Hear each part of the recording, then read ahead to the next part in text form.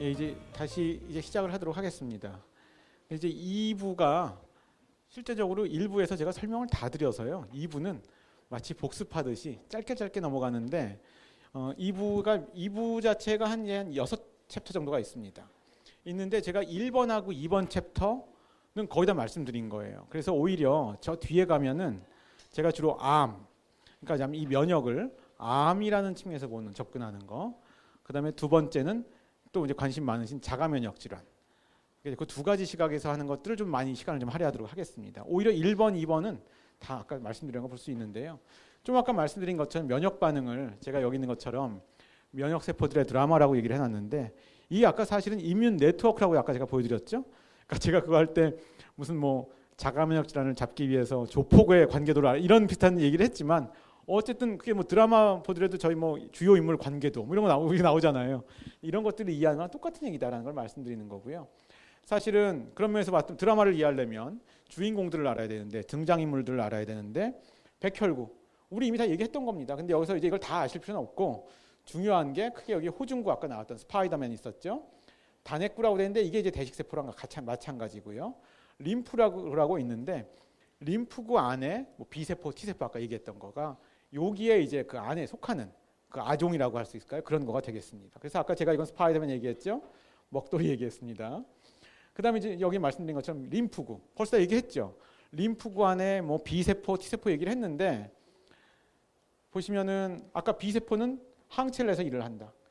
아까 T세포라고 제가 이제 하나를 퉁쳐서 얘기했지만 거기 여러 가지가 있는데 T세포에 이제 두 가지가 있는데 하나가 아까 킬러가 T세포가 하는 종류가 뭐 CD8이라는 게 있고요. 또 다른 T세포가 있는데 얘네들은 이제 별명이 제가 도움입니다. 도움이라고 제가 별명을 붙여놨는데 얘는 진짜 이름이 헬퍼 T셀이에요. 헬퍼 T세포 영어 이름도요. 그럼 얘는 뭘 도와주느냐? 얘는 마치 진짜 사령관 같은 역할을 해가지고요. 면역 반응의 전 과정을 다 도와줍니다. 얘는. 그러니까 가장 좀 중요한 핵심 중에 하나가 바로 또 다른 의미에서의 T세포, CD4 T세포가 되겠습니다. 그래서 제가 좀 아까 보여드린 것들을 다시 체계적으로 좀 복습을 한 거고요. 아까 제가 이렇게 뭐 수용체라고 말씀을 많이 드렸는데 이런 시각으로 생각해도 좋으실 것 같아요. 아까 제가 모식적으로만 영화를 그렸지만 이 세포라는 게 결국은 의인화를 제가 아까 자꾸 말씀드렸지만 세포라는 게 외부랑 소통을 하려면 뭔가 말하자면 저희도 뭐 귀가 있는 것처럼 이런 게 있어야 되는데 얘네들은 대화를 할 때 바로 이런 사이토카인이라는 걸로 대화를 합니다. 무슨 얘기냐면 아까 제가 경찰처럼 그린 게 도움입니다. 도움이 T세포인데 헬퍼 T세포. 얘가 먹돌이한테 야 너 지금 빨리 너 지금 그 먹고 세균 먹고 소화시키는 능력을 좀 막 배가시켜 빨리 이런 것도 대화를 하거든요. 이럴 때 대화를 실제로 얘는 어떤 사이토카인이라는 단백질을 내므로서 하게 되는데 이거를 받아들이는 또 수용체가 필요하다는 거죠. 결국은 내는 물질, 받아들이는 안테나 이거를 통해서 이 면역세포들이 서로 야 너 지금 세균 다 없어졌거든. 너 지금 일단은 너 아까 너무 활성화된 거 좀 가라앉혀 가라 이런 얘기들도 합니다. 실제로 그런 사이토카인이 있어요. 이런 것들이 다 있는 관계라고 할 수가 있겠습니다. 자 그런데 이거를 지금 제가 드라마라고 얘기를 한다면 지금 주인공들을 아주 짧게 이미 아까 말씀드린 걸 다시 한번 짧게 리뷰를 해봤습니다. 우리가 보통 뭐 소설 같은 거 저희 초등학교 다닐 때도 하면 등장인물 이런 것도 보지만 또 배경, 뭐 시간적 배경, 공간적 배경 이런 얘기 하잖아요. 자, 이 면역 반응이 드라마라면 공간적 배경은 어딜까요? 감염의 현장이겠죠. 감염의 현장은 어딜까요? 제가 가끔 이런 것들을 이제 어디 강의할 때 이런 얘기를 합니다.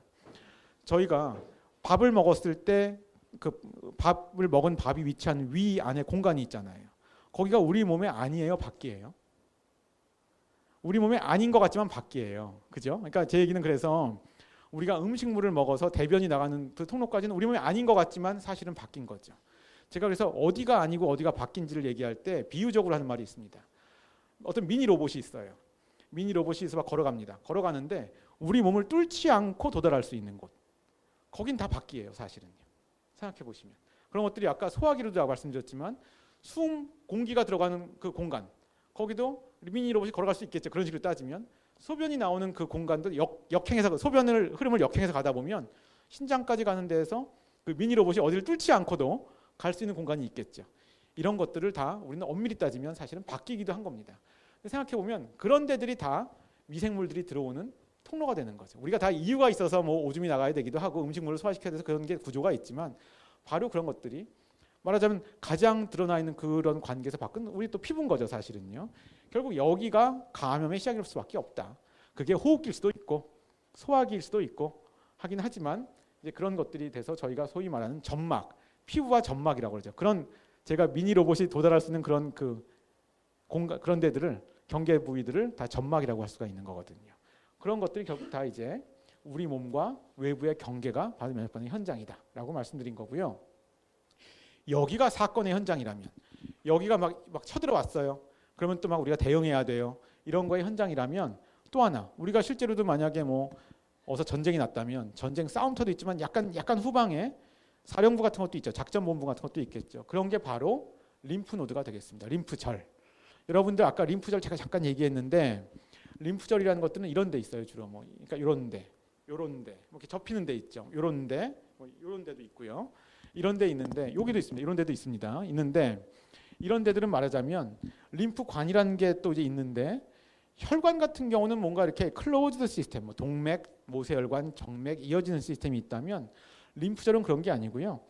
바깥이 뚫려 있는데 어쨌든 전체적인 액체의 흐름은 원심에서 구심으로 들어오는 거죠.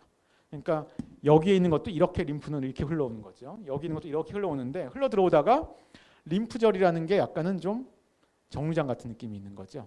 그러니까 아까 이런 데서 감염이 있다. 이런 데서 감염이 있다고 한다면 림프액도 이렇게 오지만 아까 거기서 뭐가 따라가 이거를 가지고 온다고요? 수지상 세포가 그 림프관을 따라서 가지고 옵니다. 그럼 첫 번째 만나는 림프절이 이런 데가 되겠죠. 뭐 이런 데일 수도 있고요. 그렇게 이런 식의 흐름을 가면서 뭔가 아까 왜 수지상 세포가 그런 거를 가지고 오면 거기서 쉬고 있던 T세포를 막 활성화시킨다고 그랬잖아요. 이런 것들도 그런 림프절에서 일어나는 일이 되는 거죠. 그러니까 뭔가 좀 더 작전의 본부 같은 느낌이 있는 그런 것들이 되겠습니다. 자, 그래서 이 드라마를 이미 다 말씀드린 거예요, 사실은. 근데 병원성 대장균에 감염된다면이라는 시나리오 하나하고 바이러스에 감염된다면이라는 시나리오를 제가 짧게 보여드리겠습니다. 그래서 우리가 병원성 대장균에 감염된다면 무슨 일이 일어날까 한다면 아까 말씀드린 것처럼 대식세포 얘네들이 먼저 잡아먹습니다. 말하자면요. 잡아먹는데 이거는 실제로 세균이 아니고 이걸 대식세포가 잡아먹는 걸 잘 보여주려고 일부러 약간 아주 미니 사이즈 세균 사이즈 고무 조각이에요. 저게 라텍스 조각. 그래서 그걸 형광을 이제 입혀놓은 건데, 그러니까 소화가 될 리가 없죠. 소화가 안 되니까 이제 오히려 잘 볼 수가 있는 거죠. 제가 실험을 할 때. 그래서 이런 것들을 잡아먹는 걸 보여드리는 거고요. 또 하나 아까 기억나시죠? 호중구는 모두 한다고요. 이거 스파이더맨 작용이라고 제가 농담한 거. DNA를 막 쏩니다. 쏘는데 실제로 보시면은요. 아까 이게 보여드렸던 그림이고 이거 보세요. 이런 것들 세균 같은데 이게 DNA가 쭉쭉 가서 지금 엉겨 붙은 거예요. 이런 것들이 다. 이게 아까 뭐 이제 이 학자들이 뉴트로필 익스트라셀라 트랩이라고 했는데 이거를 NET에서 네토시스라고 얘기를 하는데 네트가 이제 약간 그물이라는 네트랑도 중의적으로 쓴 거라고 제가 이제 좀 재밌게 지은 이름이라고 말씀드렸죠. 그 다음에 아까 B세포가 또 항체를 생성하죠. 아까 이제 그 대장균에 감염된다고 한다면은 그 대장균에 맞는 대장균의 항원이 여기 있다면 여기에 맞는 요 B세포가 요거 리셉터 수용체를 가진 B세포가 항체를 내서 여기 가서 이제 결국은 이게 원거리에 가서도 이제 작용을 할 수가 있는 거죠. 하지만 다른 균이 들어온다면 다른 것들이 작용한다. 이게 아까 제가 계속 말씀드린 그 다양성과 특이성을 말씀드린 거가 되겠습니다. 자, 그래서 요거는 다양성으로부터 나타나는 특이성을 잘 설명해서 이분이 1960년대 노벨상을 받았는데 이게 바로 그 원리입니다. 여기는 실제로 우리 몸에 아무 감염이 없다고 하더라도 B세포가 지금 5개를 그려놨는데 실제로 5개가 아니죠. 막 100만 개, 1000만 개가 있죠. 우리 몸에는 있는데 자세히 보면 여기 모양이 다 달라요. 조금씩. 그죠? 이게 다양성을 그린 거고요. 어떤 여기 뭐 항원이라고 하는데 이게 뭐 세균일 수가 있는 거죠. 이게 들어오면 요거랑 맞는 것만 딱 선택적으로 걔만 활성화돼서 증식을 하고 걔만 항체를 낸다. 이거 아까 제가 다 말씀드린 그런 거가 되겠습니다. 그래서 여기까지 하면 대장균은 웬만하면 다 해결이 돼요. 대장균 같은 경우는 세포 안으로 안 들어가거든요. 살아봤자 지네들은 원래 세포 밖에서 있으니까 항체만 있어도 다 제압이 되는 겁니다. 제가 아까 왜 T세포를 발견할 때 그 역사 얘기했던 것처럼 바이러스는 좀 더 복잡하죠. 바이러스. 그래서 두 번째 시나리오는 메르스는 그냥 갖다 붙여놓은 거고요. 제가 그냥 바이러스에 감염된다면 이라고 제가 얘기를 한 건데 이 경우도 항체가 역할을 안 하는 건 아니에요. 근데 언제까지만 이 바이러스가 우리 몸에 들어왔지만 아직 세포 안으로 들어가기 전에 어떤 그 짧은 순간이 있겠죠. 그럴 때는 좀 역할을 할 수가 있어요. 그래서 백신 같은 경우도 바이러스에 대한 백신을 맞을 때도 항체가 이렇게 역할을 할 때가 할 수가 있는데 어쨌든 들어가 버리면 항체는 소용이 없다. 그래서 뭔가 또 다른 게 필요하다. 그래서 아까 이제 얘기한 게 바로 이겁니다. 실제로 이게 무슨 뭐 호흡기라고 한다면 인플루엔자 바이러스가 들어온다고 한다면은요. 이게 바이러스가 이 세포가 감염이 됐죠. 그럼 아까 제가 말씀드린 수지상 세포, 얘는 늘 이렇게 뭐 피부라든지 이런 호흡기 점막에 늘 있어요. 그래서 제가 순찰을 돌고 있다 늘. 그래서 제가 순찰이라고 제가 이제 그 코믹한 이름을 붙인 건데, 있다가 얘는 평생 그냥 그런 데 있다가 이런 바이러스에 감염이 되면은요, 얘도 아까 말씀드린 톨 유사 수용체를 통해서 위험을 인식을 해요. 뭐가 이상하다. 그러면 얘가 이런 바이러스 조각들을 잡아먹습니다. 잡아먹고 지가 뭐 피부나 이런 데 있다가 이런 걸 전부 다 림프관을 따라서 림프절로 지가 이동을 해요. 자기가 스스로 이동을 해가지고 이동하는 동안에 바이러스 조각을 이 깃발 단백질에 올리고요. 그 다음에 여기서 요 킬러 세포가 하나만 그렇지만 굉장히 많은 게 여기 있는 거죠, 사실은요. 거기에서 요거에 딱 맞는 애를 만났을 때는 이제 그때는 똑같이 깃발 단백질이지만 아까 얘는 날 죽이라기보다는 야 지금 다 쉬고 있는데 여기 지금 맞는 여기에 맞는 깃발에 맞는 애들 누구야 빨리 나와 이렇게 해서 걔를 활성화시키는 그런 역할을 해서 이렇게 되면 킬러가 이 T세포가 이제 내가 좀 활동할 땐가 이제 이런 생각을 이제 느낌으로 말하자면 의인화를 한다면 얘가 이제 림프절을 떠나서 피부 같은 데 다시 옵니다. 얘들이요. 와서 아까 제가 보여드린 거 와서 얘들 죽이게 되는 거죠. 하지만 이런 건 안 죽이는 거죠. 다른 바이러스에도 있는 것도 안 죽입니다. 이게 워낙 다양하게 존재하기 때문에 제가 아까 드린 바로 그 관계, 그 관계가 다시 제가 복습을 하는 슬라이드를 넣게 됐습니다. 그다음에 제가 아까 기억나시죠? 이 도움 T세포라는 거는 좀 약간 딴 건데 T세포를 제가 너무 이제 그 킬러 중심으로 설명을 드렸지만 도움 T세포라는 거는 모든 과정들을 도와주는데 그 도움할 때 그 언어가 뭐냐? 그게 아까 말씀드린 사이토카인이라고 하는 얘가 뭐 내는 물질들 통해서 야 너 지금 빨리 좀 너 항체 좀 빨리 내. 뭐 이런 것들을 이제 하는 그런 언어를 낸다는 건데 이제 요거는 조절 T세포는 넘어가고요. 이건 뒤에 제가 말씀드릴 건데 이 도움 T세포가 굉장히 왜 중요한지를 제가 보여드리는 사례를 나중에 좀 하나 보여드리도록 하겠습니다. 자, 그러면 이제 지금 면역 반응이 어떻게 지금 잘 작동하는지를 설명드리려고 이해시키려고 이제 막 설명을 드리다 보니까 생각해보면 이렇지 않나요? 이게 너무나 잘 작동을 한다면 우리가 병에 걸릴 일이 없겠죠. 바이러스에 걸려서 죽을 일도 없겠죠. 근데 실제로 보면 그런 일이 일어나잖아요. 현실에서는. 그럼 왜 그런 일이 일어날까? 이제 그것이 결국은 우리는 이제 면역을 이해를 하려고 지금 막 설명을 드렸지만 이거 못지않게 바이러스가 여기에 대해서 또 반격하는 것들도 꽤 있다. 이제 그것까지 이해해야지 우리가 질병을 총체적으로 이해할 수 있겠다라는 설명을 드리려는 겁니다. 그래서 실제적으로 막 요즘에도 뭐 이렇게 인류를 위협하는 신변종 바이러스들도 많이 나오고요. 뭐 우리나라 위협했던 메르스 이번에는 굉장히 또 안전하게 넘어갔습니다만 뭐 이런 영화들 봐도 굉장히 이 공포적인 상황들이 많이 나오죠. 근데 이런 것들이 뭐 이제 바이러스가 변이가 되고 항공이 발달해서 이런 일도 많이 일어난다고 하죠. 왜냐하면 옛날에는 뭐 아프리카에서 무슨 새로운 질병이 생겨도 이게 전 세계를 퍼지려면 시간이 많이 걸렸는데 요즘에는 거의 하루 만에 다 환자가 만약에 비행기 타고 이동을 하신다면 이런 일이 생기게 되는 거죠. 자, 이랬을 때 바이러스가 어떻게 이 면역 반응을 잘 도망다니느냐. 거기 한 세 가지가 있습니다. 제가 세 가지 정도를 설명드릴 건데 첫 번째가 가장 흔한 거예요. 이게 뭐냐면은 면역 반응 회피라고 하는 건데 아까 기억나시죠? 제가 이게 지금 뭐 인플루엔자 바이러스라고 한다면 저희가 이전에 인플루엔자 바이러스에 걸렸거나 백신을 맞으면 제가 이런 항체가 생겨가지고 바이러스가 몸 안에 들어가서 이걸 잡아주게 됩니다. 잡아주게 되는데 이 바이러스들이 워낙 돌연변이를 빨리 일으키다 보니까 이 항체가 결합하는 이 부위가 자꾸 바뀌어요. 그러면 이 항체가 소용이 없겠죠. 그러니까 이거 결국 끝없는 싸움이 되는 거죠. 이런 일 실제로 꽤 일어납니다. 이런 것들이 가장 흔하게 일어나는 바이러스들이 면역으로부터 도망가는 그런 것들이 되겠고요. 실제로 이건 이제 인플루엔자 바이러스가 아마 이런 거 들으셨을 것 같아요. 매년 유행하는 인플루엔자 그 바이러스가 다르다.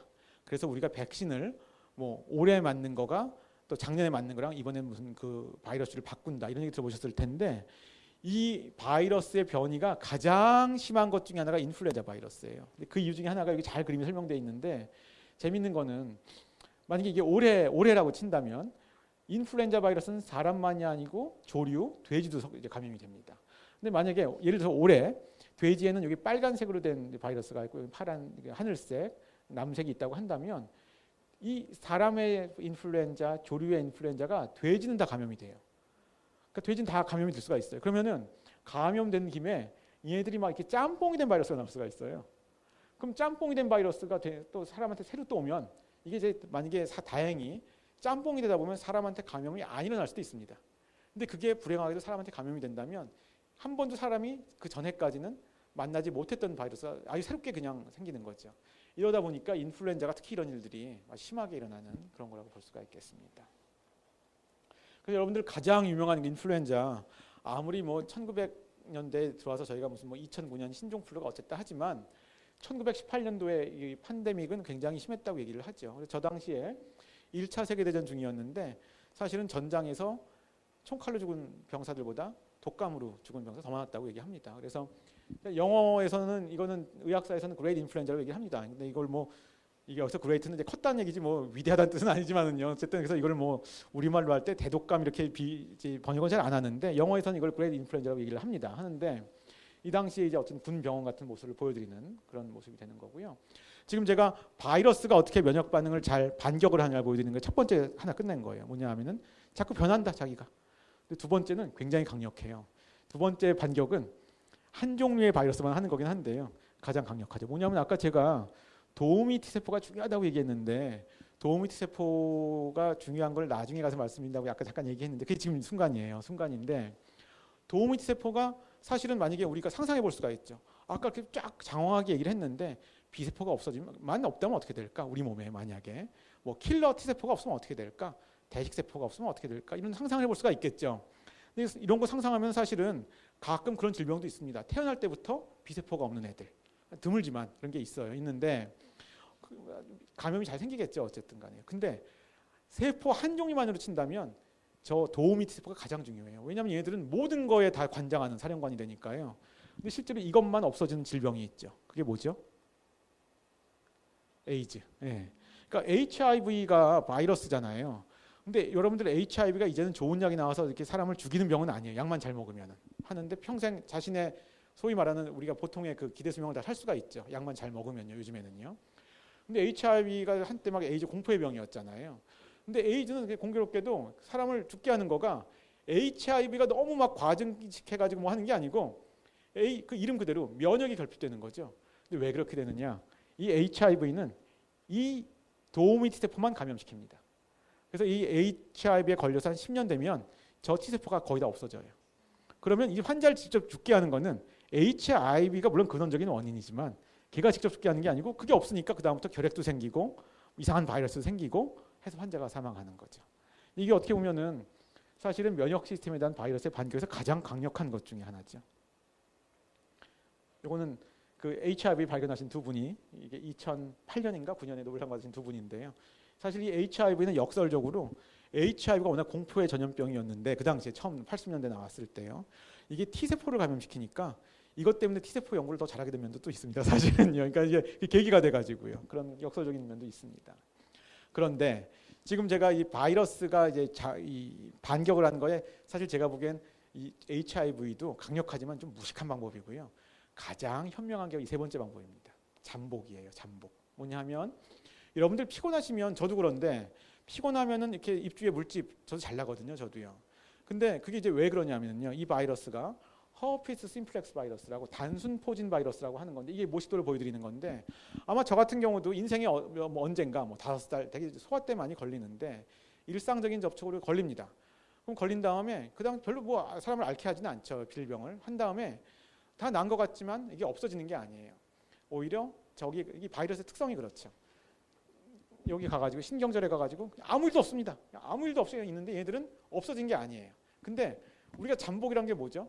왜 어디 가서 우리가 무슨 뭐 스파이들이 잠복한다 할 때도 심지어는 숨만 쉬고 아무것도 안 하고 들킬까봐 아무것도 안 하잖아요. 잠복한다고 한다면 실제로 이 바이러스는 증식도 안 해요.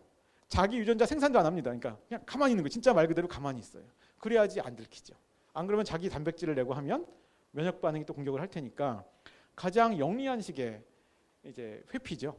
말하자면 제가 사람으로 치면 제가 잠복 근무하면요 숨도 안 쉬는 거예요. 말하자면요. 그러니까 그럴 정도로 제가 활동을 할수록 디텍션이 검출이 되니까요. 이렇게 하다가 피곤하고 만약에 그러면 면역이 일적으로 떨어지면 그때 제가 기어 나옵니다. 그래서 이제 저희가 이제 이런 것들이 생기는 건데 사실은 이런 것들은 그래도 저희가 좀 보기가 안 좋은 거지 좀 이렇게 뭐 심각하지는 않은데 요즘에 많이 그 대중에서 많이 알려진 게 바로 대상포진입니다. 이게 수두 바이러스가 아까 말씀드린 그 단순 포진 바이러스랑 친척 바이러스예요. 친척 바이러스인데 수두를 일으키는 바이러스랑 대상 포진을 일으키는 바이러스 같은 바이러스라는 거 알고 계셨어요? 같은 바이러스입니다. 그래서 공식적인 명칭이 수두 대상 포진 바이러스예요. 그러니까 여기 계신 분들은 되게 성인들 요즘 이제 성인들이면은 수두는 되게 어렸을 때 되게 앓으셨거든요, 되게요. 근데 수두가 똑같아요. 그때 다 나았죠. 그다음에 살면서 수두가 문제되는 경우는 거의 없어요. 우리가 수두는 다시 걸리지도 않죠. 내 애가 걸려서 와도 내가 수두 또 안 걸리죠. 그런데 수두 바이러스가 없어진 게 아니죠. 이게 저 신경절에 가만히 있다가 건강할 때는 아무 문제가 없어요. 죽을 때까지. 근데 내가 무슨 뭐 노화가 일어나면서 노인이 되면서 좀 면역이 약해지거나 아니면 그런 게 아니고 내가 뭐 장기 이식을 받아서 면역 억제제를 먹거나 이런 일이 생기면 그때 면역이 약해졌을 때 얘가 튀어나옵니다. 그러면서 이런 이제 대상포진을 일으키는데 대상포진 같은 경우도 사실은 사람의 생명을 왔다 갔다 하게 한 질병은 아닌데 저게 좀 안 좋은 게 특히 노인분들이 저기 걸렸다 나오면은요 다 나았는데 신경통이 남습니다. 그리고 신경통의 그 세기가 저희가 왜 통증할 땐 통증 클리닉에서 그 스케일이 있어요. 통증은 내가 객관적으로 잴 수가 없잖아요. 그러니까 뭐 당신의 스케일은 뭐 어느 정도다. 설문조사처럼 하는 게 있는데 저 신경통이 여기 여자 그러니까 청중분들이 계시지만 분만보다 더 세다는 얘기가 좀 있습니다. 어쨌든 근데 아무튼 굉장히 아프대요. 그러니까 그래서 겪어보지 않으면 잘 모르겠죠. 이제 그런 얘기들도 있습니다. 그래서 아까 제가 그 수두가 어떻게 대상포진이 나중에 될 수가 있는가? 그러니까 모든 사람이 생기는 건 아니죠. 이런 거 보여드리는 이제 모식도가 되겠고요. 한 가지는 재미있는 거는 요즘에 이거에 대한 백신 나와 있죠. 최근에 백신들 막 광고도 하고 하더라고요. 근데 이 백신의 원리가 뭐냐면은 이제 수두가 어렸을 때 걸렸어요. 걸리면 저절로 나오면은 이제 면역 T세포나 이런 것들이 결국은 이렇게 생깁니다. 생겨서 이게 유지가 되고 있는데 어쨌든 이것이 어떤 값 이하로 그 값이 얼마인지 모르지만 떨어지게 되면 그때 이제 이게 대상포진이 생기는 거거든요. 결국은 이런 것들을 미리미리 백신을 놔가지고 이거를 그냥 높여놔서 좀 떨어지더라도 어떤 이 값 이하로 떨어지지 않게 하자. 결국 이런 것들이 요즘에 이제 개념인데 이쪽 같은 경우가 약간 고가 백신이에요. 한 번 맞는데 한 17만 원 뭐 이렇게 하죠. 병원마다 좀 다르지만은요. 그러다 보니까 이게 아주 이 제약회사들도 눈독을 들이는 또 해서 지금 아무튼 여기가 아주 핫한 또 제약회사들에서는 그런 개발 시장인데 뭐 내년이나 후년에 한국에 또 새로 진입도 할 것도 새로운 장르의 것들이 있고요. 그 회사들에서는 아주 경쟁이 치열한 그런 분야이기도 합니다.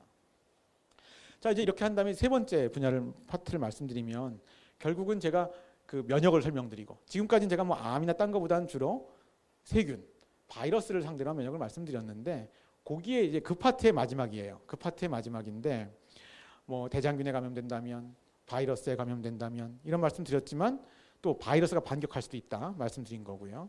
근데 결국은 우리가 이 뭐 바이러스나 세균을 이제 제어하기 위해서는 의료적으로 뭐 항생제나 물론 뭐 항바이러스를 쓸 수도 있지만 결국은 백신만한 무기가 없거든요. 인류의 어떤 그 저희의 그 의학사에 있어서. 그래서 백신에 대한 얘기를 잠깐 제가 설명드리고 이제 다음으로 넘어가도록 하겠습니다. 자, 요즘에 뭐 백신 얘기하면 뭐 아나키 이런 것도 얘기를 뭐 나온 적도 있는데 사실 어떻게 보면 너무 반지성주의적인 이제 그런 거긴 한데요. 백신이 얼마나 진짜 효과가 있었나? 이게 우리나라 통계는 옛날 통계가 너무 없으니까 이거 미국 통계를 보시면은요. 여기 MMR 이게 MMR입니다. 이게 애들 무조건 맞는 이게 홍역 이게 소위 말하면 볼거리 풍진이라고 하는 건데요. 그다음에 이건 소아마비 소위 말해서요. 보시면은 이것들이 백신들이 주로 한 60년대, 50년대 말, 60년대 중반쯤에 미국에서 시작이 됐는데 보시면 이 화살표가 백신이 시작된 때예요. 보시면 뭐 설명할 필요가 없죠. 이게 얼마나 줄어들었나를 보여드리는 거는. 자, 우리나라 통계가 좋은 게 없는데 우리나라 통계를 제가 하나 좀 찾은 게 하나 있습니다. 이건 뭐냐 하면 비형 간염에 대한 겁니다. 근데 비형 간염은 이 드라마틱한 효과가 좀 이중으로 나타나요. 무슨 얘기냐면 우리나라가 비형 간염이 보균율이 좀 높은 나라였거든요. 지금도 약간 상대적으로 높습니다. 뭐 미국이나 이런 나라에 비하면은. 근데 비형 간염이 우리나라에 왜 높았냐? 이건 그 질병의 특성을 이해할 필요가 있는데요.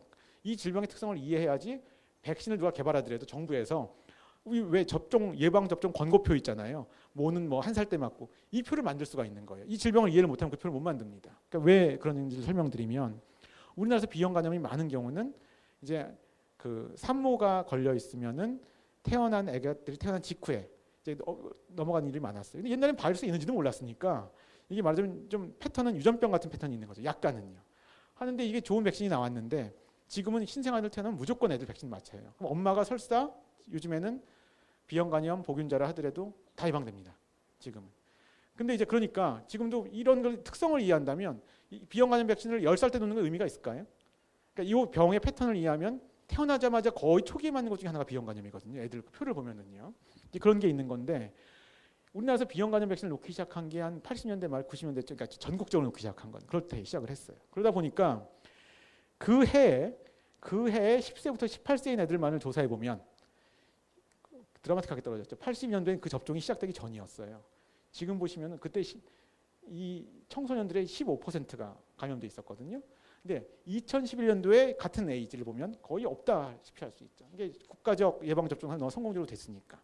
근데 만약에 그 해에 30에서 39세인 사람들을 보면 이게 효과가 좀 더 미미해 보입니다. 왜냐하면 이 사람들은 백신이 개발돼서 약 정도 놓기 시작했을 때 이미 신생아 시기를 넘은 사람들이에요. 그러니까 제가 이걸 보여드리는 거는 언젠간 비형 간염은 우리나라에서 없어질 질병입니다. 이제는. 그러니까 이제 시간이 지나면. 하지만 이걸 보여드리는 거는 똑같은 백신이라 하더라도 그 질병이 뭐 어떻게 전파돼 이 사회에서 이걸 이해해야지 이 백신은 무조건 뭐 생후 4주 이내에 놔야 돼. 아니면 언제 이런 것들을 만들 수 있다는 얘기를 또 이제 하나의 참고 사례라고 제가 보여드리는 것이죠. 백신 원리 아까 다 말씀드렸죠. 이거는 뭐 제가 넘어가도 될 것 같아요. 이거 옆뒤로 넘어갔습니다. 그래서 이거는 그냥 제가 간략히 말씀드리면 말하자면 이건 1차 면역 반응과 2차 면역 반응인데 동일한 세균이나 바이러스가 우리 몸에 처음 들어왔을 때가 1차 면역 반응. 그게 두 번째 들어오면 2차 면역 반응인데 이 모스도가 잘 그린 거가 1차 면역 반응 때는 면역 반응의 세기가 피크가 약한데 여기 세죠? 그 다음에 더 중요한 건 여기도 보시면 이 간극이 이 갭이 여긴 좀 있는데 여기는 바로 올라가죠. 두 가지가 다 중요합니다. 그래서 우리가 1차 면역 반응은 감염으로 생길 수도 있지만 이걸 가짜 감염을 시키는 게 사실 백신인 거죠. 어떻게 보면은 자세히 보시면 어떤 요 갭이 시간적 갭이 줄어든다, 피크가 올라간다. 자세히 이걸 이제 좀 더 세밀하게 그리면 요 올라가는 속도도 여기가 훨씬 이 슬로프라고 그래 기울기가 훨씬 이제 높게 올라갈 수 있게 됩니다. 그래서 백신 어떻게 만드나? 이거는 뭐 제가 짧게 넘어갈 건데 고전적으로는 막 파스테르 시대, 뭐 코우 시대 이럴 때부터 만들었던 거는 두 가지죠. 그냥 박테리아 같은 거를 죽여서 뭐 포르말린 같은 걸로 죽여서 하면은 말하자면은 감염 일으킬 위험은 없고 죽었으니까요. 하지만 거기에 무슨 항원 같은 게 있으니까 그 성분은 있으니까 가짜 감염을 시키는 거고요. 그다음에 어테뉴에이션. 이거는 약한 바이러스인 거죠. 이건 뭐냐면 그 바이러스는 맞는데 그거가 사람한테 감염이 돼도 거의 병을 안 일으킬 만큼 약하게 시켜가지고 놓는 건데 이거 같은 경우가 그래도 이거보다는 조금은 더 위험하겠죠. 왜냐하면 이런 것들은 아주 드물지만 이런 것들이 좀 병을 일으킬 때가 가끔은 있어요. 특히 면역이 아주 결핍되거나 그런 아이들이 있다면은요. 또 이거 말고도 다양한 방식이 만들어지는데 서브유닛 백신 이건 약간 소위 말하는 요즘에 생명공학적인 기법으로 단백질을 여기 있는 바이러스 전체 필요 없고 이런 단백질만 만들어서 이제 주는 건데 이런 걸 대장균에서 생산시켜 가지고요. 이게 비형 간염 백신 같은 게 대표적으로 이런 백신입니다. 바이러스 라이크 파티클 이거는 바이러스 유사한 입자인데 이거는 또 완전 가짜 바이러스예요. 가짜 바이러스인데 이 밖에는 똑같죠. 이건 증식도 안 해요. 이런 것들이 뭐 이렇게 만든 대표적인 게 최근에 있는 자궁경부암 예방 백신이라고 나온 게 바로 이 방식으로 만든 겁니다. 이런 것들은 아직은 이제 상용화가 아직 안 된 방식이고요. 이런 것들이 있습니다. 자, 그런데 아마 이런 의문을 가져보신 적이 있을 거예요. 지금 우리가 인류가 유소아들한테 놓고 있는 굉장히 좋은 백신들 많이 있잖아요. 야, 이런 거 잘 만들었는데 내가 알기로도 HIV는 아직도 백신 안 만들어진 걸로 알고 있는데 진짜 맞습니다. 안 만들어졌습니다. 근데 그건 왜 못 만들지? 이런 생각을 할 수가 있을 것 같아요. 그러니까 어떤 바이러스는 쉽게 만들었는데 이미 100년 전에 만들었는데 왜 어떤 바이러스는 백신을 못 만들까? 이런 생각을 좀 하실 수가 있을 것 같아요. 근데 아마 지금도 HIV 백신 만들면 아마 노벨상 받을 것 같아요. 근데 아무도 못 만들고 있어요, 지금. 근데 그 이유가 이게 한 10년 전에 어떤 학자가 이걸 분석을 했는데 이렇게 재밌는 분석을 했습니다. 뭐냐면 이제 여기 그래프를 두 개 그렸는데 이 Y축이 뭐냐면 백신을 우리가 얼마나 쉽게 만들 수 있나가 있고요. 이건 특성인데 여기 보시면 그러니까 여기 지금 있는 건 디프테리아, 테타누스, 폴리오 이런 것들은 우리가 이미 백신을 너무 잘 만든 거예요. 자, 근데 이런 것들은 안티젠 버라이어빌리티 얼마나 잘 바뀌나. 항원이 그 바이러스가 유전자 돌연변이 안 해요. 세균이나 이런 것들이 거의. 이런 것들은 우리가 안 바뀌니까 바이러스 도망을 못 가니까 쉽게 백신을 만들면 잘 되겠죠. 근데 보시면 극단적인 HIV는 거의 하루 단위로 바이러스가 매일 바뀝니다. 그러면 백신을 만들어봤자 소용이 없겠죠. 극단적으로요. 이런 것들이 하나의 요인이다. 얼마나 얘네들이 돌연변이를 잘하냐 하나의 요인이고 두 번째는 또 다른 면인데 그 병의 특성 자체가 아까 제가 그래서 그 코후적인 약간 그런 학파에서 얘기한 두 가지가 항체가 중요한 역할을 할 수가 있고 T세포가 직접 죽이는 게 중요한 역할을 할 수 있다고 그랬는데 사실은 항체만으로 충분한 백신은 이미 다 만들었어요. 근데 HIV 같은 경우는 항체만으로도 안 되고 T세포가 더 중요합니다. 이 보호에 있어서. 근데 T세포를 활성화시키는 백신은 아직 잘 못 만들었어요. 그런 것들은 결과론적인 얘기인데 그런 게 있고요. 여기 보시면 여기 TB라고 있는데 TB가 결핵이거든요. 결핵도 사실 요즘 좋은 백신이 없어요. 여러분들 아마 우리나라에서는 결핵을 BCG라고 다 놓는 게 있거든요. 그러니까 그게 예방을 한다고 생각할지 모르겠는데 BCG는 이미 그 사람들이 논문을 내잖아요. 이게 얼마나 보호력이 있다. 그 BCG는 논문들에 따라서 이거 백신 맞아보다 소용없다는 0%라는 논문도 있고요. 예방이 80%라는 논문도 있습니다. 그 얘기는 벌써 뭔가 이게 중구난방이 나온다는 얘기가 벌써 뭔가 좀 그렇다는 얘기예요. 근데 그럼 우리나라는 왜 놓는가? 한 가지 확실한 효과는 있어요. 뭐냐면은 애들이 BCG를 안 놓으면 우리나라는 결핵이 좀 많은 나라잖아요. 밀리어리 TB라고 그냥 어른들 결핵 정도가 아니고 유소아가 5살 때 결핵에 걸렸는데 그냥 결핵이 전신 다 퍼져서 그냥 죽는 일이 생깁니다. 저건데 BCG를 맞으면 그거는 예방을 해요. 그거는. 그러니까 BCG를 맞는 목적은 결핵 자체를 우리가 안 걸리게 하는 것보단 치명적인 결핵을 막는 효과가 있는데, 그러니까 어떻게 보면 결핵도 아직도 진짜 예방을 할 때는 좋은 백신이 아직 없어요. 근데 그것도 이 HIV처럼 T세포가 굉장히 중요한 역할을 해서 그런 백신을 아직 잘 못 만들고 있는 게 현실입니다. 한 가지는 이런 것도 한번 논문 최근에 나온 적이 있는데요. 여러분들이 신변종 바이러스에 대한 재빠른 백신 개발 전략. 이건 뭐냐 하면 아까처럼 전 슬라이드처럼 우리가 뭐 백신은 이 바이러스는 만들기는 어렵지는 않은 것 같다는 생각을 할 수가 있어요. 근데 아까 제가 잠깐 그냥 막 넘어갔는데 영화들 보면 막 갑자기 막 새로운 신변종 바이러스가 나타나서 인류가 멸망하는 그런 영화들 있잖아요. 진짜 그런 일이 있다면 우리가 시간이 충분하다면 그런 바이러스가 나타났을 때 그거에 대한 백신을 만드는 게 어렵진 않을 텐데 이거는 막 분출 같은 일이 생길 수가 있어요. 빨리 만들어야지 막 진짜로 그 영화 같은 시나리오가 안 생기고 인류가 될 수가 있는데 우리가 생전 보도 못한 바이러스가 처음 생겼을 때 우리가 얼마나 빨리 만들게 우리가 이걸 할 수가 있을 것인가. 이런 것들을 고민한 또 학자들이 있습니다. 그러니까 그런 사람들은 여기 논문에 이런 그림이 나와요. 가상적으로 몇 년 8월 24일 10시 9분에 그 바이러스가 처음 발견됐다고 나온다면 우리가 어떤 전략을 써가지고 일주일 이내로 그 백신을 공급하게 하겠다. 뭐 이런 이제 가상적인 어떤 아이디어의 제공인 거죠. 그러니까 이거는 또 다른 종류의 백신에 대한 어떤 고민이 있는 그런 거라고 할 수가 있겠습니다. 이 백신을 얘기할 때 백신의 마지막 슬라이드인 것 같은데요.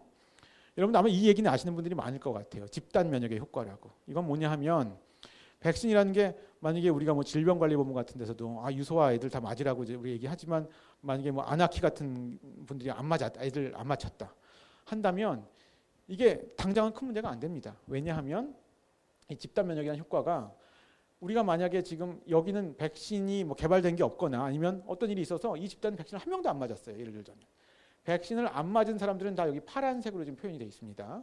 근데 거기 환자가 2명이 생겼어요. 근데 그러면 이게 막 빨리 전파가 돼가지고 쉽게 다 빨간색이 되죠. 다 감염이 되죠. 근데 여기는 뭐냐 하면은 이 노란색의 사람들은 백신을 맞았어요. 맞았는데 이 집단에도 파란색처럼 백신을 안 맞은 사람들이 섞여 있긴 합니다. 근데 여기 환자가 2명이 생겼다. 그러면 이 소사이어티 내에서, 이 사회 내에서 백신 맞은 사람들이 자꾸 사이에 껴있는 거니까 배리어가 돼가지고 전파가 쉽게 안 돼요. 이 바이러스 입장에서는. 그러니까 말하자면 그 사회에서 100% 안 맞아도 어떤 퍼센트 이상이 맞으면 사실은 그 사람이 간접적으로 보호되는 효과가 있어요. 사실은 엄밀히 따지면. 근데 이게 이제 질병마다 그 퍼센트가 다 다릅니다. 그 질병마다 어떤 거는 그 질병이 빨리 전파되는 질병이 있고 뭐 그 습성이요. 이런 게 있으니까 그러면 그 퍼센트가 몇 퍼센트입니까? 그건 아마 바이러스 질병마다 다 다를 텐데 우리가 그걸 다 몰라요. 그 퍼센트를. 그러니까 얼마 전에도 사람들이 많이 위험하게 생각하는 거가 미국에서도 홍역이, 그러니까 우리나라 치면 아나키 같은 그런 것 때문에 자연주의 약간 이런 것 때문에 홍역 백신을 안 맞추는 이제 부모들이 있어서 가끔 가다가 미국에서도 어디에서 어느 주에 어느 카운티에서 홍역이 갑자기 유행했다. 뭐 고등학교에서 10몇 명이 이런 얘기가 나옵니다. 근데 그런 것들이 고 소사이티에서 약간 순간적으로 그런 집단 면역의 퍼센트가 무너진 거죠. 사실은 퍼질 수 있었다는 것 자체가. 근데 여러분들 홍역 같은 게 옛날에 뭐 우리 할머니들이 홍역은 다 누구나 앓는 거라고 생각했기 때문에 별 병이 아닌 것 같죠. 홍역 굉장히 무서운 병이에요. 홍역은 한번 앓으면은요 그 전까지 있던 면역도 다 죽어 없어집니다. 그러니까 홍역은 살아남아도 모든 그 사람의 이전 면역이 다 리셋돼 버려요. 그러니까 굉장히 무서운 바이러스예요, 사실은요. 근데 사람들이 이제 그런 걸 모르고서는 이제 그 어떤 말하자면 아나키 같은 그런 것들이 좀 유행하기도 하는 건데 말하자면 아까 공기가 있어서 우리가 그 소중함을 모르는 것처럼 백신 때문에 너무 어떤 전염병들을 너무 잘 제어하니까 사실 의사들도 홍역 본 의사가 없거든요. 환자를 본 적이 없거든요. 저도 뭐 본 적이 없습니다만. 그러니까 이게 얼마나 무서운지를 잘은 문헌으로밖에 못 느끼니까 이게 참 그 두려움을 잘 모르게 되는 거죠. 자, 그래서 이건 마지막 요 백신의 마지막 슬라이드인데 그 백신이라는 게 우리가 이제 지금 뭐 바이러스, 이제 세균 예방하지만 지금 요즘에 많이 유행하고 있는 그 자궁경부암 백신. 그거는 요즘에 선전할 때도 암을 예방하는 백신이라고 얘기하는데 이분이 이제 뭘 발견해가지고 2008년에 노벨상을 받으셨냐면 이분은 처음에 백신을 개발하려고 했던 건 아니었고요. 자궁경부암이라는 암이 있는데 여성들의 암이 있는데 보다 보니까 자꾸 무슨 바이러스가 나오는 거예요. 그러니까 검출이 되는 거예요. 그래서 그 인유두종 바이러스라는 이 HPV라는 이 바이러스를 처음 발견했습니다. 그래서 이분은 평생의 업적이 이 바이러스에 걸리면 자궁경부암이 잘 생긴다는 걸 증명한 게 이분의 업적이에요. 이분은 백신을 직접 만든 분은 아니에요. 근데 사실 이런 인과관계를 밝히는 게 굉장히 힘든 일이거든요. 몇십 년 동안 이걸 해야 되는 일이거든요. 하니까 이게 이제 증명이 되니까 제약회사에서는 재빨리 HPV를 그럼 안 걸리게 하면 자궁경부암이 안 걸리지 않겠냐. 이런 논리로 이 백신이 개발된 거죠. 실제적으로 이분이 개발할 때는 HPV는 여기 있는 게 이제 인간 유두종 바이러스인데 이건 자궁경부암만 알려졌는데요.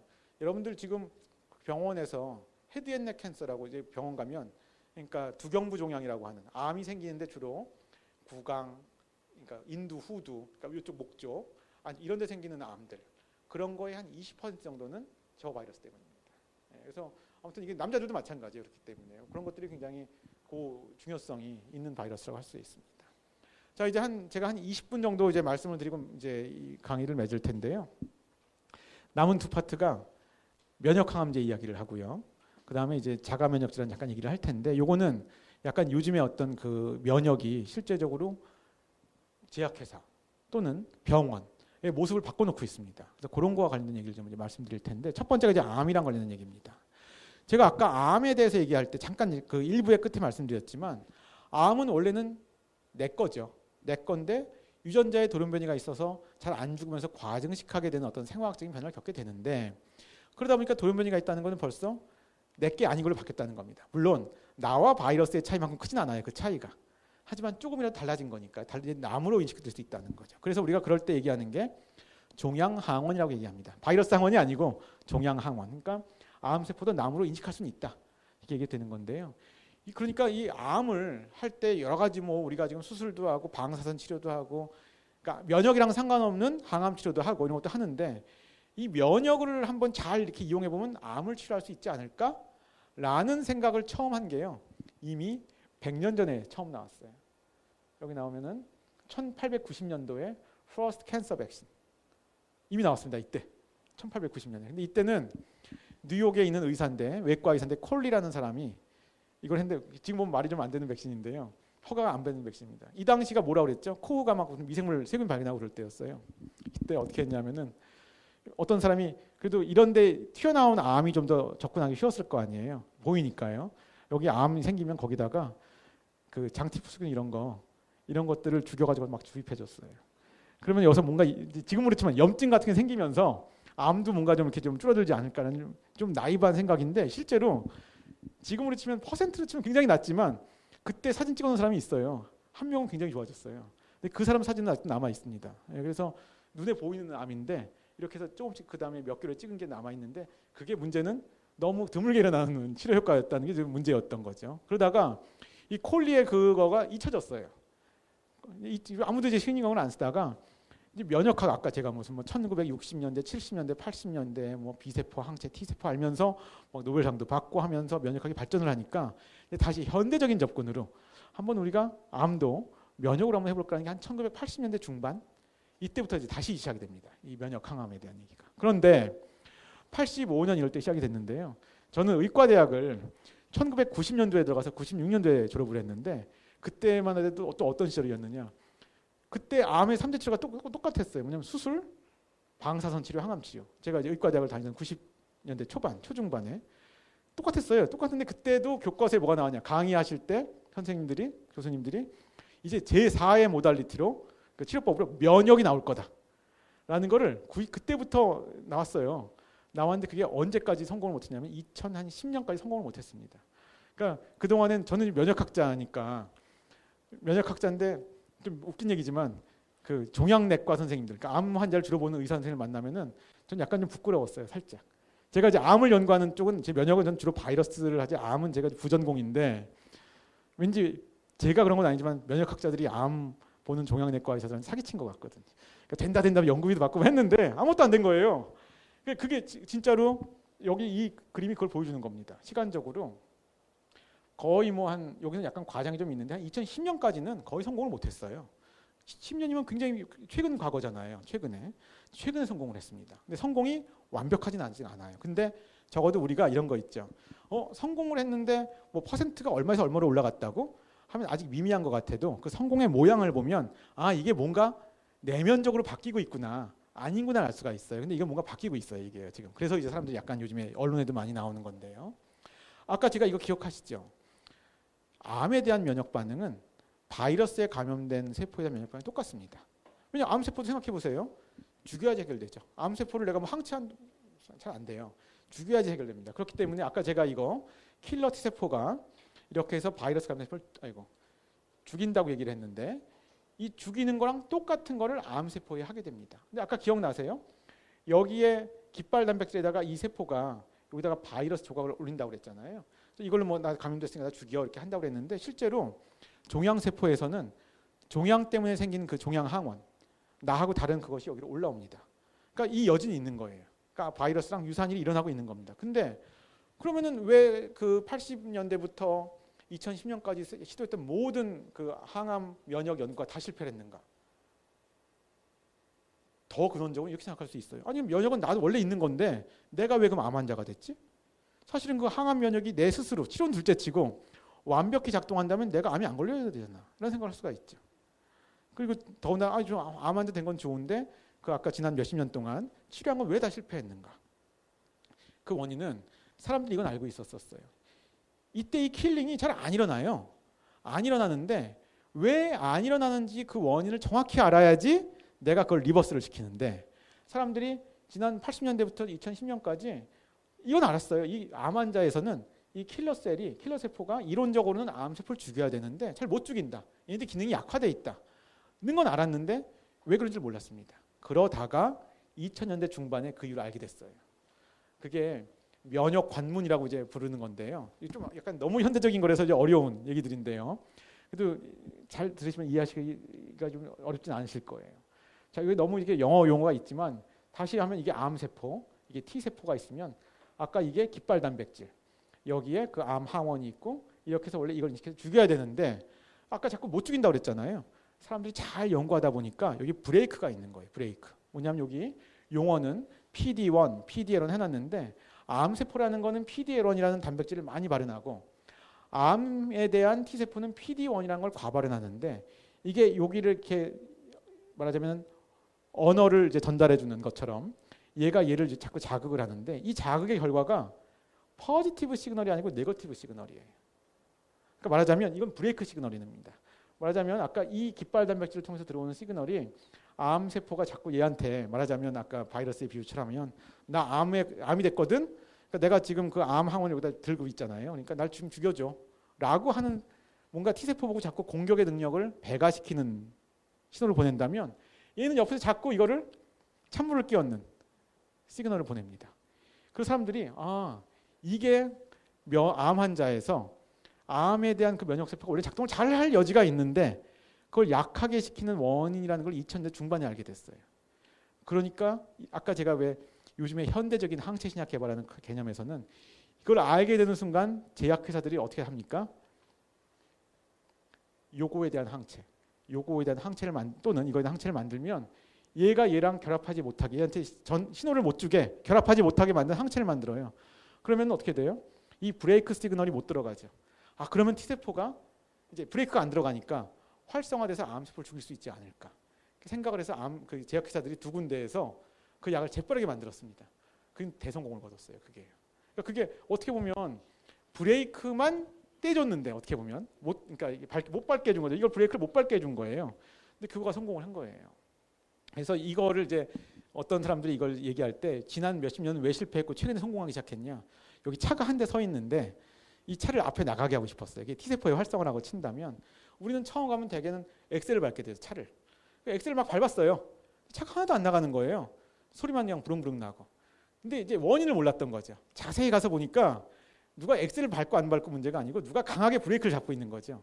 그러면 엑셀은 둘째치고 브레이크만 살짝 띄게 해주면 차는 앞으로 나가게 된다라는 식으로 이제 이해를 이제 비유를 하게 되는 거죠. 그래서 이거는 이거는 제가 좀 복잡하게 그렸지만 똑같은 얘기입니다. 복잡한 게 하나도 없습니다. 왜냐하면 이게 지금 요즘에 학부생 교과서에 나오는 그림을 제가 그대로 가져왔는데 암세포 여기는 T세포가 있는데 원래는 죽여야 되는데 PDL1, PD1 때문에 네거티브가 들어서 이걸 얘네들이 그냥 주저앉아 버렸다면 안티-PD1, 안티-PDL1 이런 항체를 통해서 얘네들이 이 결합을 못하게 해주면 브레이크를 떼게 하는 거다. 그래서 이런 약들이 실제로 이런 약들이 막 몇 개가 나와서 허가도 벌써 받았습니다. 이미. 여기 전쟁이에요. 여기는 제약회사들이 저걸 못 들어가면 지금 회사가 망하기 때문에 그 전쟁처럼 이제 여기도 연구를 하고 있는데요. 자, 그러면 이 약들이 얼마나 효과가 있느냐? 아까 제가 한계가 좀 있어요. 이걸 보여드리는 건데, 근데 이제 한계가 또 있는데 왜 사람들이 열광을 하느냐? 그걸 보여드리는 겁니다. 여러분들 요즘에 혹시라도 주위에 뭐 친척분들 중에 말기암 환자들이 계시다라고 한다면 특히나 이제 초기 뭐 1기 이런 거 말고 이미 암이 퍼졌다. 말기암 환자분들 이제 가끔 계실 거 아니에요. 그런 분들 보면은 병원 가면 요즘 어떻게 하느냐? 이제 말기암 환자들을 만약에 아무 치료를 안 했다고 하면 이게 보통 저희가 얘기할 때 하는 생존 곡선이라고 하는 건데요. 여기는 퍼센트 서바이벌, 여긴 시간입니다. 여기서 예를 들자면 환자분들이 이렇게 사망을 하게 되세요.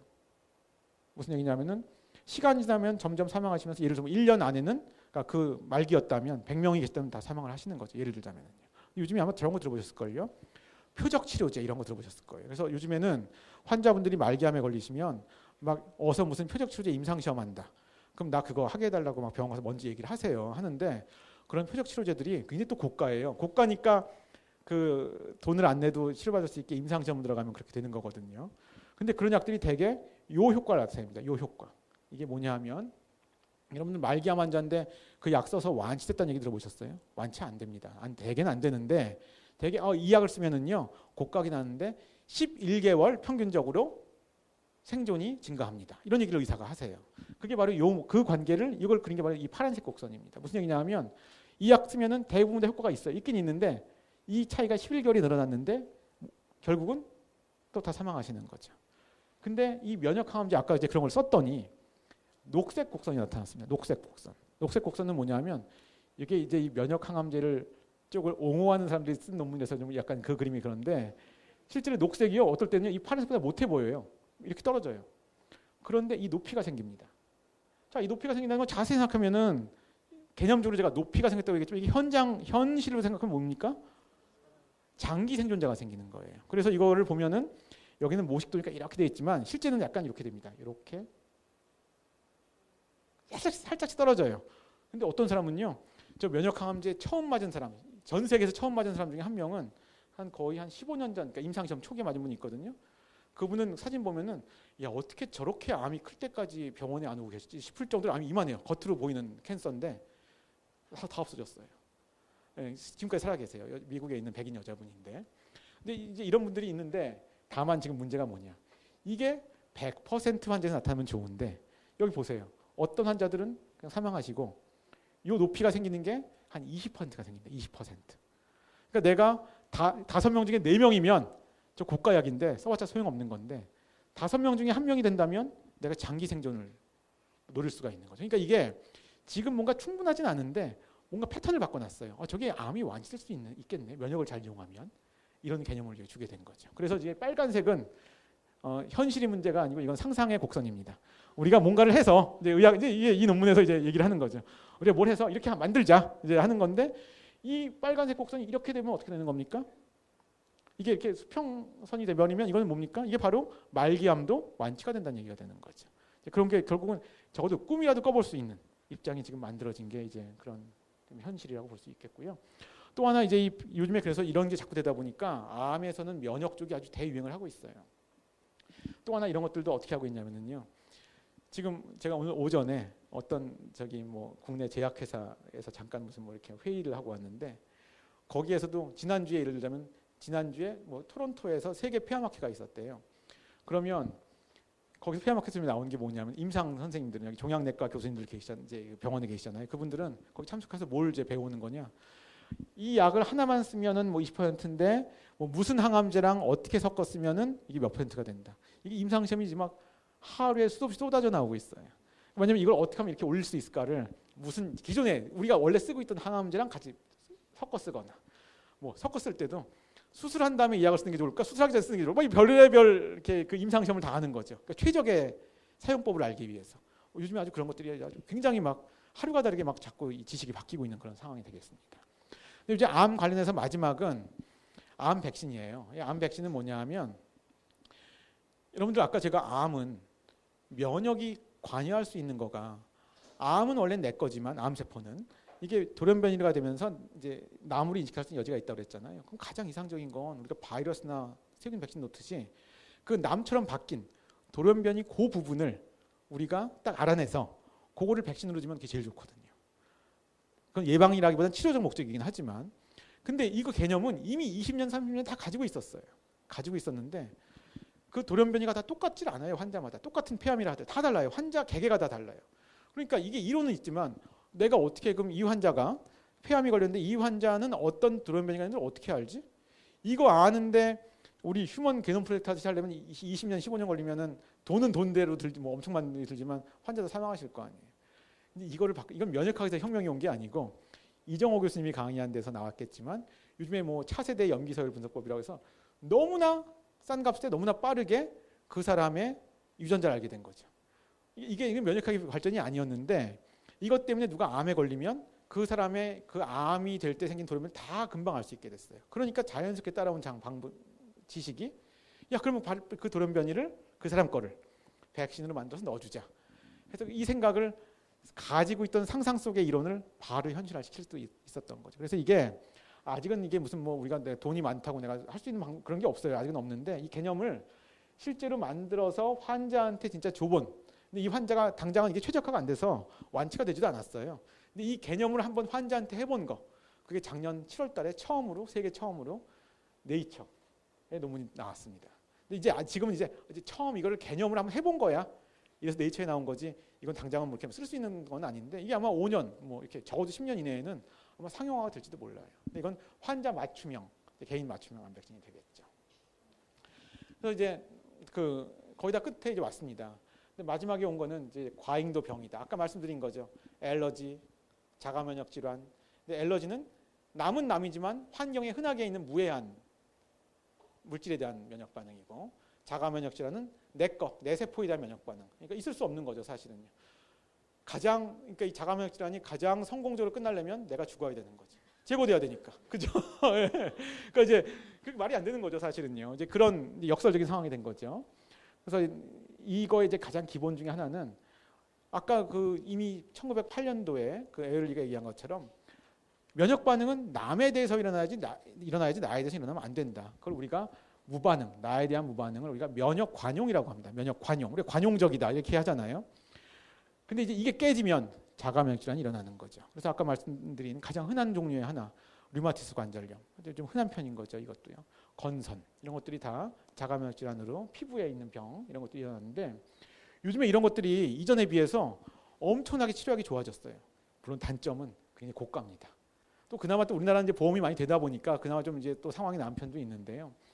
이 개념들이 아까 똑같은 얘기예요. 제가 아까 했던 말을 다시 반복해 드리는 건데 아까 기억하세요? 그러니까 일부 강의의 끝부분에 네트워크를 우리가 잘 파악해서 조폭으로 치면 누가 핵심 멤버인지 뭐 알아서 그걸 제거해야 된다 이렇게 했는데 이제 이게 류마티스 관절염에서 그 관절 안에서 일어나는 이벤트를 사람들이 또 학자를 연구하다 보니까 뭐 무슨 세포가 무슨 사이토카인을 내고 뭐 이걸 그린 거죠. 학자들이.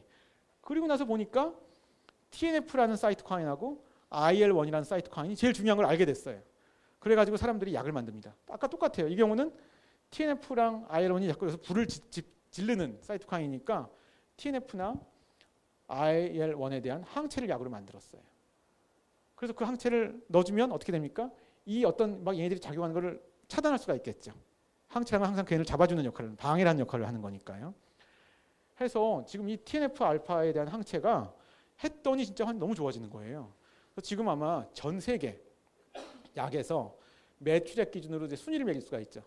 전 세계에서 가장 판매액이 높은 약, 그 중에 한 1등부터 4등까지가 다 저 약입니다. 근데 왜냐하면 저게 이제 단가가 굉장히 고가거든요. 그러니까 이게 그 의료 산업에서는 굉장히 저게 중요한 약이고요. 우리나라에서 아까 제가 왜 주식 투자를 하실래도 요즘에 이런 거 안 한다고 농담했지만 셀트리온이라는 회사가 많이 오르내리잖아요. 셀트리온이라는 회사가 뭘로 유명한 회사냐면은 이 약이 굉장히 고가 약이 나와서 10몇 년 전에 미국에서 나왔는데 적어도 특허가 만료가 됐어요. 세계에서 가장 처음으로 말하자면 그 카피약. 근데 카피약 만들기 쉽지 않아요. 저런 것들은요. 되게 어려운데 그걸 세계 1호로 만들어서 성공적으로 만들었어요. 그러니까 그게 지금 미국 시장 가서 잘 팔리고 있거든요. 그러니까 이제 그런 걸 유명한 거죠. 이제 이런 것들입니다. 또 재미있는 거 하나 또 말씀드릴까요? 제가 이렇게 말씀드리면 면역학이 상당히 논리적인 학문인 것 같죠. 왜냐하면 이렇게 해서 보니까 류마티스 관절염 문제인데 여기서 이 관계도를 잘 그려보자. 누가 여기서 지금 어떤 세포가 몰리는 게 가장 이 염증을 하는 건지. 그랬더니 TNF-알파가 중요한 것 같고 IL-1이 중요한 것 같다고 했잖아요. 이 당시에 회사가 어떤 회사는 TNF에 대한 항체를 만들었어요. 어떤 회사는 요거에 대한 항체를 만들었고요. 어떤 회사는 IL-1에 대한 항체를 만들었어요. 근데 결과적으로 보니까 TNF 항체는 대성공이었어요. 근데 IL-1이라는 항체는 하나도 효과가 없는 거예요. 그러니까 그 회사 망한 거죠, 사실은요. 근데 이제 그거 왜 이제 제가 이 말씀 드리냐면 사실은 이렇게 연구를 하면 또 어디가 키인 것 같지만 막상 그거를 딱 항체를 블록해 보기 전까지는 또 그게 진짜 키인지 아닌지를 알 수가 없다는 거죠. 우리가 아까 조폭을 내가 일망타진하는 그 입장에서 하다 보니까 얘가 진짜 핵심인 줄 알아서 얘를 제거했는데 그래도 얘들이 왕성하게 활동한다면 핵심이 아니었던 거죠. 이제 근데 이거를 그러니까 제약회사 같은 데서는 저런 위험성을 또 안고 있는 거예요. 또 역설적인 하나 더 얘기해요. 역설 반전 하나 더 말씀드릴까요? 반전은 그래서 그 회사는 IL-1에 대한 항체를 버릴 수밖에 없게 된 거죠. 근데 전혀 예상하지 않았던 어떤 유전병에서 걔네들은 막 가끔 가다가 건강한 것 같다가 또 한 달마다 한 번씩 열이 엄청나요. 유전병인데 이게 IL-1이 너무 제어가 안 되고 너무 많이 나오는 거예요. 그래서 그 사람들이 버린 약을 그걸 써봤더니 너무 잘 듣는 거예요. 그래서 엉뚱한 데서 또 그 약이 다시 살아났습니다. 근데 그 병은 우리나라에는 없는 병이고 주로 뭐 지중해 연안 이럴 때 많은 병이긴 한데요. 그런 별의별 반전의 이제 또 얘기들이 이런 데 또 숨어 있습니다. 아까 알레르기 질환 제가 이제 강하게 설명 안 드릴 건데 이건 아까 제가 자꾸 말씀드린 것처럼 그 환경 남은 남이지만 무해한 환경, 위하지 않은 그런 환경에 대한 거라는 거고요.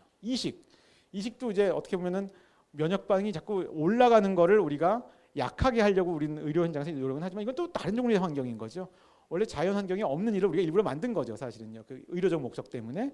그래서 우리가 이런 것들을 이제 이식을 할 때는 면역 억제를 쓰게 되는데 이 얘기는 제가 지금 넘어가도록 하겠습니다. 넘어가는데 그 이식을 할 때 여러분들 이 얘기만 할까요?